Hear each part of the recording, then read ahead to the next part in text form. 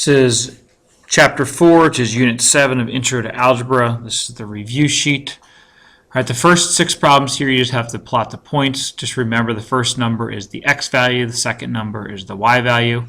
So for the first one, that means you're going to go to the right 2 because it's a positive 1, and then you're going to go up 2 because it's a positive 2. So the first number is right or left. If it's positive, you go to the right.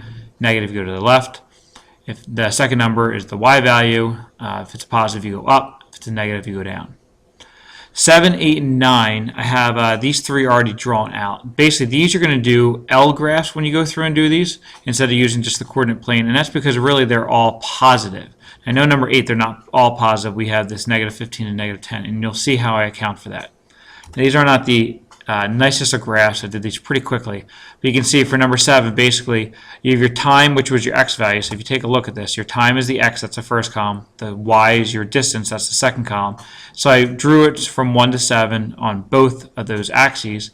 And what you can see is you plot the points, and you can kind of just follow what's going to happen. So at a certain time, where they were distance-wise. Do the same thing for number 8. All right, for number 8, I don't actually have my axes labeled here, so I'll do that right now as we're talking about this. So if we go back, the x-axis is the time, and the y-axis here is my temperature. So when I go through and look, again, this down here is going to be my time, and this was the temperature. And you notice the temperature here went into the negatives, or started in the negatives. So you can see it actually is really not an L graph, it really is a full graph, but it gives you an idea of what it's still going to look like. All right, last one, number 9. Again, I don't have my axes labeled here. This is, again, x is time. The y there is going to be distance. So if you take a look, okay, you plot those points, and when you do that, you're going to end up with this type of a graph. All right, moving on now down 10 through 13 down at the bottom of this paper. When you're doing these problems, basically what you're doing is you're going to take the numbers that they give you and plug them in. All right, so I'll go through some of these. All right, so if we set this up here. So I'm going to take, in the first one, we're going to take our equation 2x minus 5, and I'm going to write that right in here. So it's 2x minus 5. And what my goal is to take negative 2 and plug it into that x. It's 2 times by negative 2 minus 5. And then it's 2 times negative 1 minus 5. And then 2 times by 0 minus 5. And then 2 times by 1 minus 5. And then 2 times by 2 minus 5. And then what you do is just do those answers on the calculator, and you end up with a pattern. It's negative 9, negative 7, negative 5, negative 3, and negative 1. All right, if I just go straight down here to number 12, you have y equals negative 5x. That's negative 5 times negative 2. Negative 5 times negative 1. Negative 5 times 0. And negative 5 times 1. And then finally negative 5 times 2. So you end up with 10, 5, 0, negative 5, and negative 10 when you plug those in.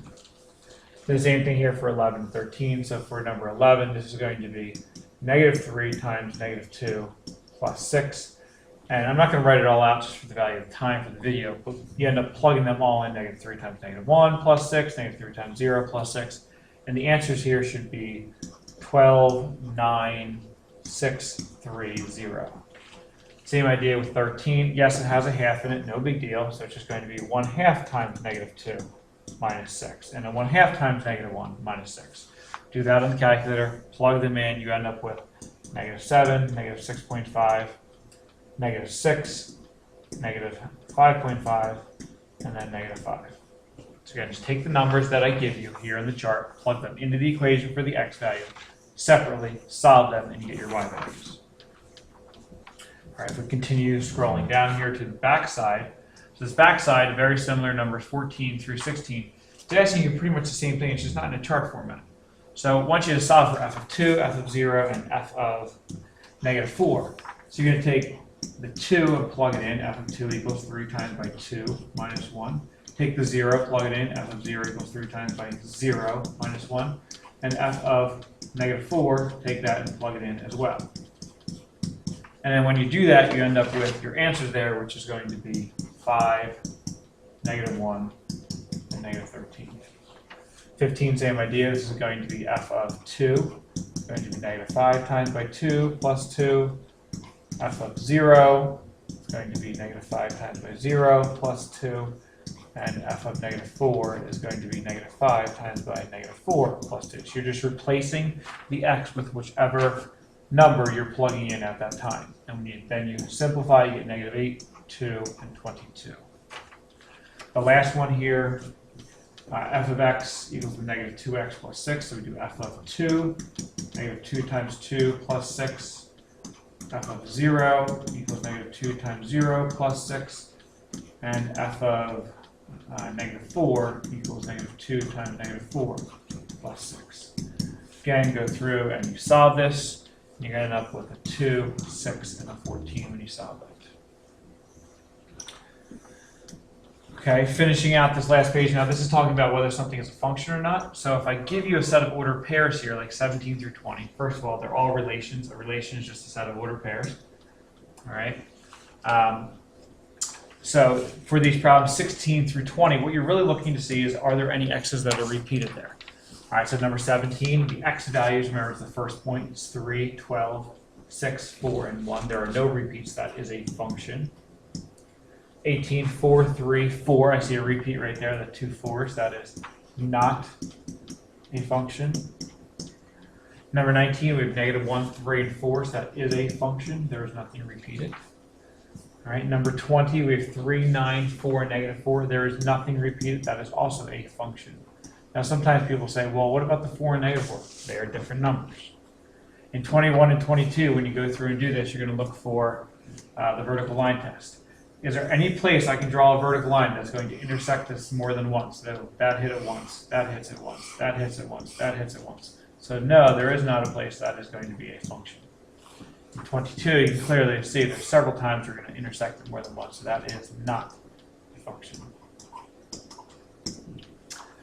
All right, 23 and 24, you have to create your own, so there's multiple answers here. If you look at 23, the x values are 3, 4, and 2. So basically, I can choose any number I want right here, and I can fill it in as long as it's not a 2, 3, or 4. So -1, 0, 5, 7, 17, 25. It doesn't matter. Any number you want can fill into there except for 2, 3, and 4. For this one over here, the y value, there's no restrictions on it. That can be any number you want because it doesn't matter what happens in the y. It's only the x's. Finally, number 24, so this is going back to 21 and 22 here, you have to draw something that looks like, say, maybe a U. I'll draw another one, a V. Okay, something that's going to pass the vertical line test. Whenever you start drawing something like this, sideways, okay, like a C, so a sideways U, that's not going to pass the vertical line test. That's going to fail it, and that's because they have a vertical line that's going to intersect it more than once.